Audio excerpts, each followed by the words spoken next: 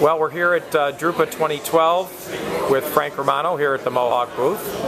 We're not at the last day yet, are we? Oh my God, I wish it was the last day. We're getting close. Really exciting show. And just wanted to take a few minutes and get some comments from Frank. Some very interesting things going on with Benny Landa. He's kind of taken center stage here, Frank, and I'd love to hear your impressions of Landa Labs' newest family of presses that they're showing here. As I said, this is going to be remembered as the Landa show. In the same way 1993 was the Indigo show. But this time, the Landa technology looks extremely promising for lots of applications in the printing industry. He calls it nano ink. It's 500 nanometers. That's the thickness of the ink and the size of the spot that's being laid down. It's half the thickness of offset lithography. And theoretically works on any material without any special coating or chemistry or formulation. And can also do polypropylene and plastics. So it opens itself up to being I don't want to say replacement for offset, because I don't think anything will ever firmly replace offset, but I think it will have an impact in that it can be applied to printing presses, the mechanisms of printing presses, as well as digital devices, roll-fed and sheet-fed. It's going to come as a concentrate. You'll add tap water to it.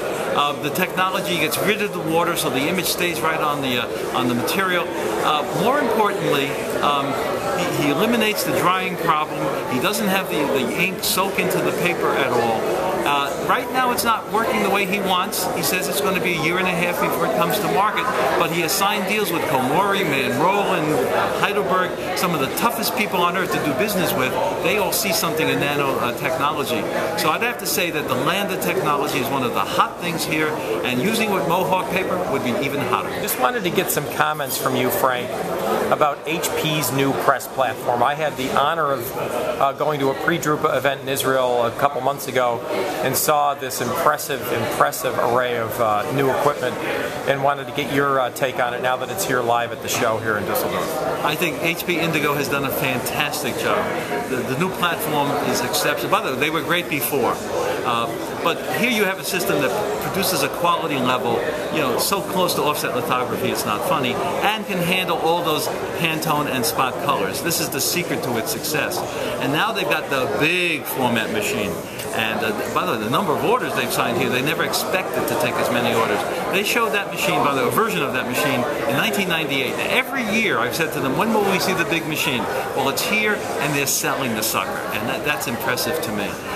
By the way, the crowds at their booths are unbelievable. And it's not only the Indigo side, but don't forget also that web stuff that they're doing is doing phenomenally well in the marketplace as well. So HP has gone from zero activity in the printing industry to being the second largest exhibitor here.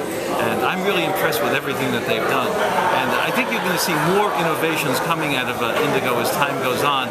They always seem to find a way to push that technology to a bigger, faster, better place. Frank, we've had some time to spend with the Xerox team over in their space, and they were good enough to run some phenomenal prints on our Mohawk Superfine on the iGen 4 with the matte dry ink, and I wanted to get your comments and impressions. I think they've got a really impressive kit of equipment over there in the new iGens. Once you get past the Cirque du Soleil show, and it's not easy putting on tights every day and going up there and swinging on that thing, but once you get past that, there's great technology there. People have criticized Xerox that they didn't have enough new stuff. No, that's not true. The iGen 4 with this new matte ink and confident color is a really hot product. They've made the sheet size bigger. Confident Color is a visualization system, a quality control system that gives you consistency of color unlike anything else I'm seeing in the digital printing world right now. Everybody's going to adapt to that as time goes on. The quality they're producing is exceptional on a larger sheet. So the new iGen 4 is phenomenal. They've also got the Cypress, which is their roll-fed inkjet, and it's the solid inkjet. They call it waterless inkjet. But it has some phenomenal applications out there in the trans-promo marketplace.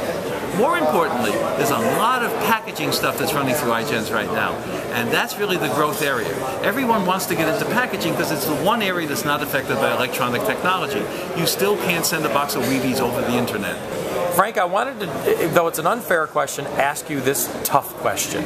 One big takeaway that impressed you here at Drupa? I always get asked that. What's the one now, normally everyone's going to say the Landa machine, but I say one of the hidden treasures of this show is a company called Hicon, Highcon.